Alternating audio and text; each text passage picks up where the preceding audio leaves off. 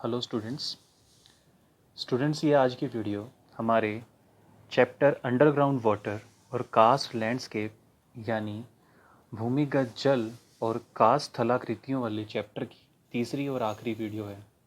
इससे पहले की दो वीडियो में हमने देखा कि किस प्रकार भूमिगत जल जो है वो भूमि के नीचे की विभिन्न परतों में पहुंचता है, कौन कौन से कारक उसे वहां तक ले जाने में महत्वपूर्ण भूमिका निभाते हैं, जिसमें हमने देखा कि रंध्रयुक्त चट्टानें, पारगम्य चट्टानें और इन चट्टानों के साथ साथ कुछ एक महत्वपूर्ण भूमिगत जल के स्रोत भी थे और कुछ एक महत्वपूर्ण कारक थे जिनके आधार पर जो हमारा सतह का जल है, या ये कहें कि सतह के जल का कुछ भाग जो है वो भूमि के नीचे की परतों में जाता है या पहुंचता है।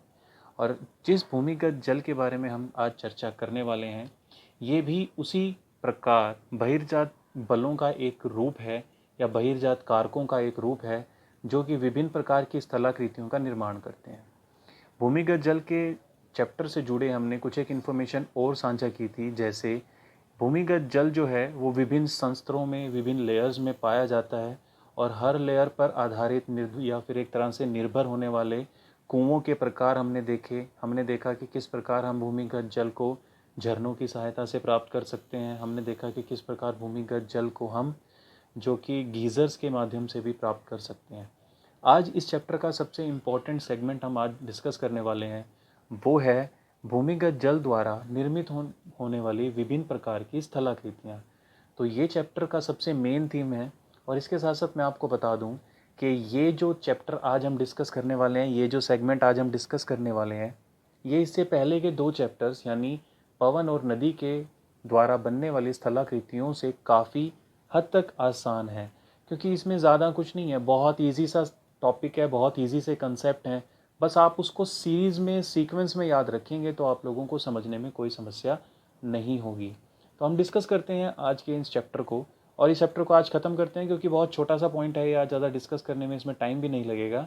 तो जिस प्रकार पहले दोनों कारक यानी पवन और जो नदी है, उन्होंने दो प्रक्रियाओं के या दो गतिविधियों के माध्यम से स्थलाकृतियों का निर्माण किया था।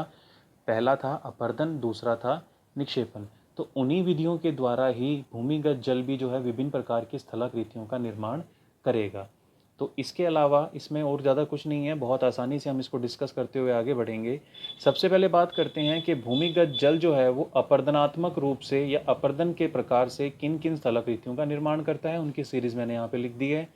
फिर उसके निक्षेपण से बनने वाली स्थलाकृतियों की सीरीज़ भी मैंने यहाँ पर लिख दी है। बस आपको एक चीज़ का ध्यान रखना है, देखिए भूमिगत जल को भूलना नहीं है कि भूमिगत जल होता क्या है। भूमिगत जल कौन सा जल है? भूमि के नीचे बहने वाला जल। और ये ज़्यादा तीव्र गति से नहीं बहता, बहुत आराम से अपनी परतों में या विभिन्न लेयर्स में बना रहता है। ये ज़्यादातर ऊपर नीचे की मूवमेंट करता है, ठीक है। यानी ये कभी इसका जो जल स्तर है वो थोड़ा ऊपर उठ जाएगा, कभी जल स्तर थोड़ा नीचे बैठ जाएगा। और ज़्यादातर जो अपर्दन ये करता है, ये बहुत ही कोमल चट्टानों के क्षेत्र में करता है, जैसे चूना पत्थर। बस आपको इतना ध्यान रखना है। इसमें ज़्यादातर जो अपर्दन होगा वो ड्रॉप्स के रूप में होगा। जैसे ये अगर हम एक क्षेत्र देखें तो ये भूमि का सतह है और ये नीचे के भूभाग हैं। तो यहाँ पे जो जल है वो टपकता है, टपकने के कारण विभिन्न प्रकार के स्थलाकृतियों का निर्माण करता है। आपको इतना ध्यान रखना है, ज़्यादा मुश्किल इसमें नहीं है। अब देखते हैं कि किस प्रकार अपर्दन से बनने वाली स्थलाकृतियों का निर्माण होता है। सीरीज याद रखिएगा, ये सबसे पहला है आपका अवकूट, इंग्लिश में इन्हें लैपीज बोला जाता है। फिर है आपका घोल रंध्र, सिंक होल्स। फिर है आपका विलेरेंद्र यानी शैलो होल्स। फिर आएगा आपका डोलाइंस, इंग्लिश में डोलाइंस बोलते हैं। फिर है आपका युवाला, युवाला के बाद है आपका पोनोर, पोनोर के बाद है आपका इसके अलावा पोल्जे और फिर है हम्स। इन्हें हिंदी में भी आप आराम से याद कर सकते हैं, बहुत आसान है। हिंदी ज़्यादा आसान है, इंग्लिश आपको थोड़ा मुश्किल लगेगा क्योंकि ये काफ़ी इजी तरीके से आपको समझ में आएंगे। अब आपको ज़्यादा कंफ्यूज नहीं होना, बहुत ईजी तरीके से समझना है। देखिए अवकूट क्या होते हैं, मैंने आपको बताया कि कौन सी चट्टानों के क्षेत्र में सबसे ज़्यादा अपर्दन करता है, चूना पत्थर की चट्टानों में। तो चूना पत्थर की चट्टानों के ऊपरी भाग से जब ये जल प्रवाहित होता है तो जल की कुछ बूंदें नीचे की तरफ आती हैं, टपकती हैं, जिसके कारण चूने की चट्टानों का कुछ भाग जो है वो घोल कर या घुल कर कट जाता है। देखिए बूंद पड़ रही है, बूंद पड़ने से ये जो भूभाग है आपका, ये जो समतल चट्टान थी वो धीरे धीरे क्या हो गई, अपर्दित हो गई। और किस प्रकार की स्थलाकृति का निर्माण हुआ, एक कंगीनुमा आकार की। ठीक है, तो इस प्रकार से जो स्थलाकृति बनती है वो अवकूट कहलाती है। बात बहुत सिंपल है, चीज़ें आपको ऐड ऑन करनी है। सबसे पहले भूमिगत जल की कौन सी क्रिया, अपरदन। अपरदन कौन से क्षेत्र में, चूना पत्थर या चूना पत्थर की चट्टानों में जब जल जो है वो विभिन्न बीच की दरारों में घुसता चला जाता है, प्रवेश करता है और अलग अलग स्थानों पे कुछ इस प्रकार से उसको अपरदित करे कि कंगेनुमी जो आकृति का निर्माण हो, क्या कहलाती है, अवकूट या लैपिस। बात क्लियर है। अब आते हैं आपके दूसरे में घोल रंध्र। घोल रंध्र यानी भूमि का वो भाग जो घुल गया और घुलने से क्या बना, रंध्र, छिद्र बना। अब छिद्र तो बूंद ही बना सकती है, देखो नदी नहीं बना सकती। ठीक है, अब वो बूंद क्या है, जैसे हम यहाँ लेते हैं नंबर 1 जो आपके सामने यहाँ पे बना हुआ है। जल के भूमि के ऊपर के भाग से जब जल धीरे धीरे नीचे टपकता है तो वहाँ पर यानी चट्टानों के, कौन से चट्टान, चूना पत्थर की चट्टानों के क्षेत्र में छोटे छोटे छिद्र बना देता है। कार्य सेम है, भूमिगत जल द्वारा अपरदनात्मक कार्य विधि द्वारा चट्टानों कौन सी हैं, चूने पत्थर की चट्टानों में जब छोटे छोटे रंध्रों का, छिद्रों का निर्माण होता है उसे घोल रंध्र कहते हैं। क्लियर है, क्योंकि चूना पत्थर जल में घुलता है इसलिए इसका नाम घोल रंध्र है, घुलने से बना है। क्लियर है, ठीक है। तो अब इसके बाद है दूसरा, वो है विलय रंध्र। पहला था घोल रंध्र, दूसरा है विलय रंध्र। जब छोटे छोटे घोल रंध्र आपस में मिलते हैं, देखिए ये 3 घोल रंध्र थे, ये आपस में मिल गए तो ये जो संरचना का निर्माण हुआ ये क्या हुआ, विलय रंध्र, यानी रंध्रों का विलय हो गया। घोल रंध्रों का विलय हुआ तो किसका निर्माण हुआ, विलय रंध्र का। क्लियर है, देखो ये है जैसे 1 2, ये नंबर 1 लिखा हुआ है, ये सब घोल रंध्र है, और ये नंबर 2 है, ये विलय रंध्र हैं जो इन तीनों घोल रंध्रों के आपस में मिलने से बने हैं। क्लियर है, बहुत ईजी है, ज़्यादा मुश्किल कुछ नहीं है, आपको सिर्फ इतना समझना है कि शब्द का मतलब क्या है, उसको हम किस प्रकार से तोड़कर अपना कंसेप्ट बना सकते हैं।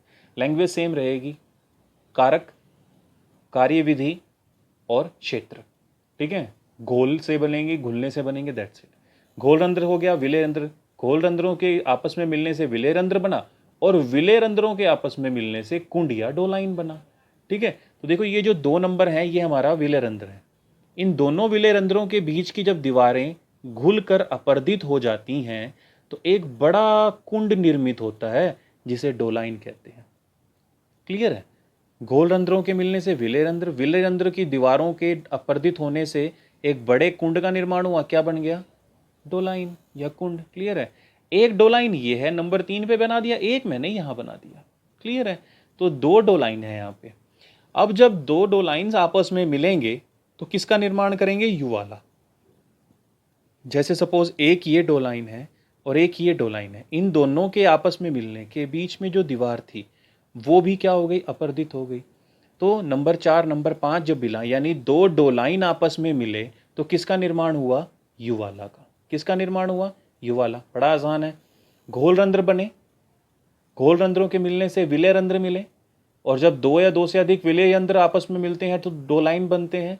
जब 2 से 2 अधिक डोलाइन आपस में मिलते हैं, क्यों मिलते हैं, क्योंकि उनके बीच की दीवारें अपर्दित हो जाती हैं, तो उनके मिलने से किसका निर्माण हुआ, युवाला का। ठीक है, तो ये नंबर, ये जो आपको नज़र आ रहा है ये पूरा एरिया युवाला है, आपको समझ में आ गया होगा। ठीक है, तो जब इस युवाला में जल भर जाता है, अगला जो टॉपिक है आपको बता देता हूँ, बड़ा इजी है। तो जब इन युवालाओं में जल भर जाता है तो उसे पोनौर कहते हैं। हो गया, घोल रंध्र, रंध्र मिले, विलय रंध्र मिले, डोलाइन, डोलाइन से डोलाइन मिले तो युवाला, और जब युवाला में जल भर गया तो पोनौर। क्लियर, अब आता है राजकुंड। देखिए ये जो हमारा युवाला था, जब एक युवाला दूसरे युवाला से मिलता है तो उनके आपस में मिलने से एक बड़े कुंड का निर्माण होता है जिसे राजकुंड कहते हैं, इसे पोलिए भी कहते हैं। ठीक है, यहां तक तो था बड़ा इजी तरीका। घोल रंध्र से आपस में मिले विलय रंध्र, ये आपस में मिले डोलाइन, ये आपस में मिले युवाला, युवाला में जल भरा पोनौर, और जब युवाला से युवाला मिला तो राजकुंड। ठीक है, अब आता है हम्स। जैसे हमने देखा था WM डेविस के समप्राय मैदान या समतल मैदान में जो अंत में बना, उसमें कुछ एक चट्टानें रह गई जिसे हमने मॉडर्न रॉक्स कहा। ठीक है, ऐसे ही हमने देखा कि कुछ एक दूसरे प्रकार के जो हमारे कारक थे उसमें भी कोई ना कोई चट्टान जो है वो खड़ी रह जाती है, जिसको हमने इंसेलबर्ग इत्यादि अलग अलग नामों से जाना। ऐसे ही अपरदन के बाद कुछ एक चट्टानें या कुछ एक जो तीखे शिक्षण जो हमारे एक तरह से जो मुख्य रूप से स्तंभ हैं जो वो खड़े रह जाते हैं, उन्हें हम हम्स कहते हैं। ठीक है, यहाँ तक तो क्लियर हो गया, बात खत्म हो गई। अब आती हैं कंदरा और प्राकृतिक पुल। जब कभी भी, इसको मैं आपको समझाऊंगा अभी थोड़ा लेटर करके, क्योंकि इनको डायग्राम बनाना पड़ेगा और मैं इस डायग्राम से अभी हटना नहीं चाहता। इसके बाद आती है आपकी कास्ट वैली, यानी जो हमारे भूमिगत जल के निचले भागों में कुछ एक घाटियों का निर्माण होता है, जो मुख्य तौर पे 3 है। देखिए, ये जो कास्ट है ये बेसिकली इन्हीं 2 घाटियों का एक रूप है। तो हम देखेंगे धस्ती निवेशिका और ब्लाइंड वैली। सबसे इंपॉर्टेंट है आपका ब्लाइंड वैली। तो धस्ती निवेशिका को हम देखते हैं क्या है। देखिए, जब भूमि के निचले भाग में जल जो है वो टपकता हुआ अपर्दन करता है, ठीक है, तो काफ़ी गहरे छिद्रों का निर्माण हो जाता है, और उन गहरे छिद्रों में जो जल है वो विलुप्त हो जाता है। चीज़ समझ रहे हो? जैसे नॉर्मल एक सतह है, इस सतह से जब जल टपकता हुआ नीचे आएगा तो वो क्या करेगा, छोटे छोटे छिद्रों का निर्माण करता हुआ काफ़ी गहराई तक पहुंच जाएगा, राइट। और ऊपर से देखने पे सबसे नीचे का जो छिद्र है जहाँ पे नदी पहुंच चुकी है, वहां पे हमें जल जो है वो प्रत्यक्ष रूप से दिखाई नहीं देगा, क्योंकि हमारे देखने की जो सीमा है वो काफ़ी सीमित है। तो जब ये जल काफ़ी गहराई तक अपर्दन करता है और अपर्दन करने के बाद एक भाग ऐसा आता है जहाँ से हमें वो जल नज़र नहीं आता, तो इस प्रक्रिया से ये जो स्थलाकृतियों का निर्माण होता है उसे धस्ती निवेशिका कहते हैं।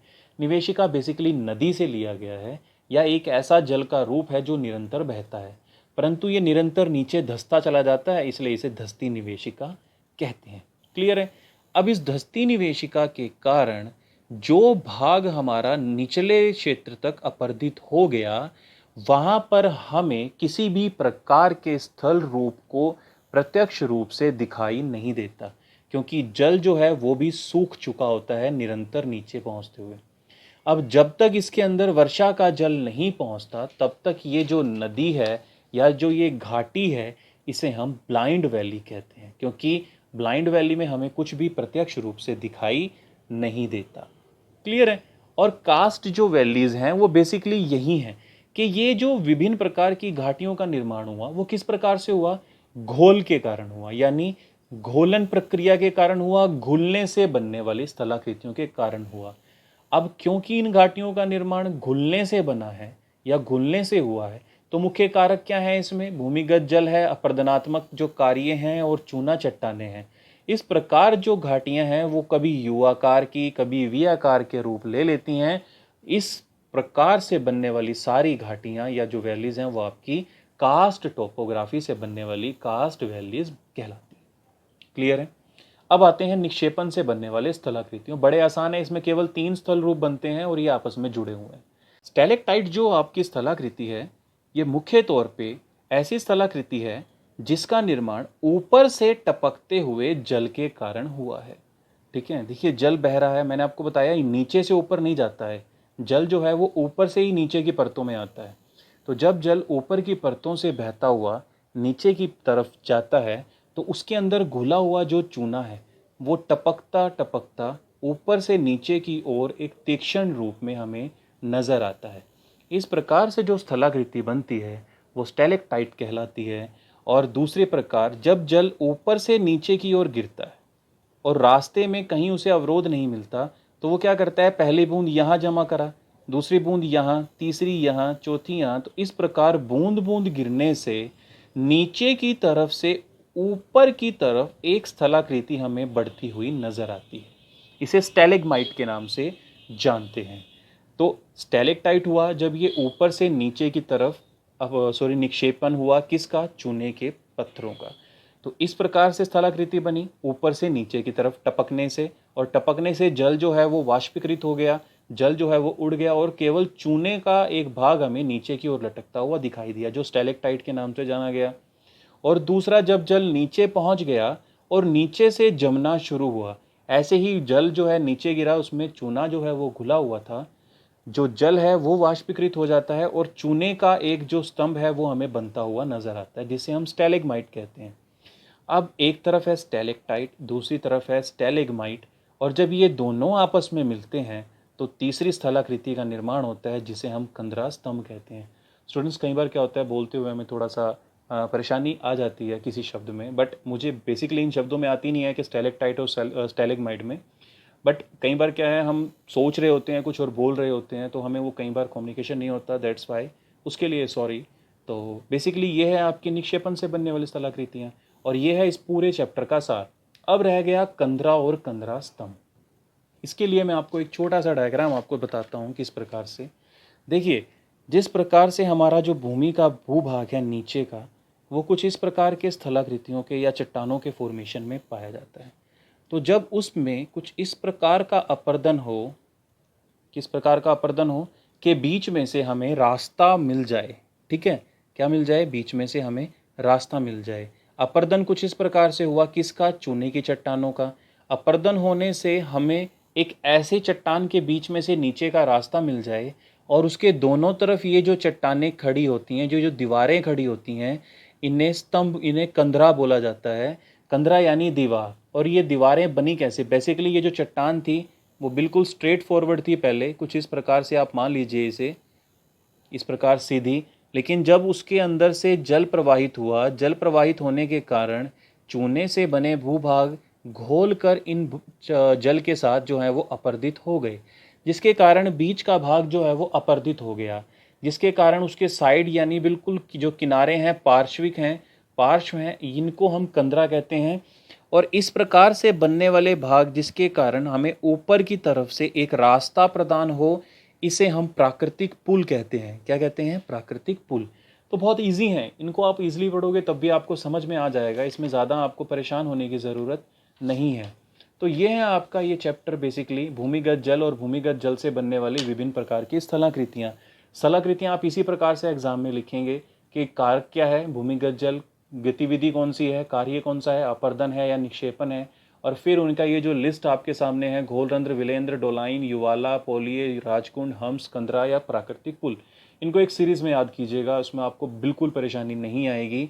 धस्ती निवेशिका, जल जो है वो निरंतर नीचे की ओर अपर्दन करता हुआ जाता है, जिसके कारण वो जो नदी है वो हमें नीचे धंसती हुई प्रतीत होती है, जिसे धस्ती निवेशिका कहते हैं।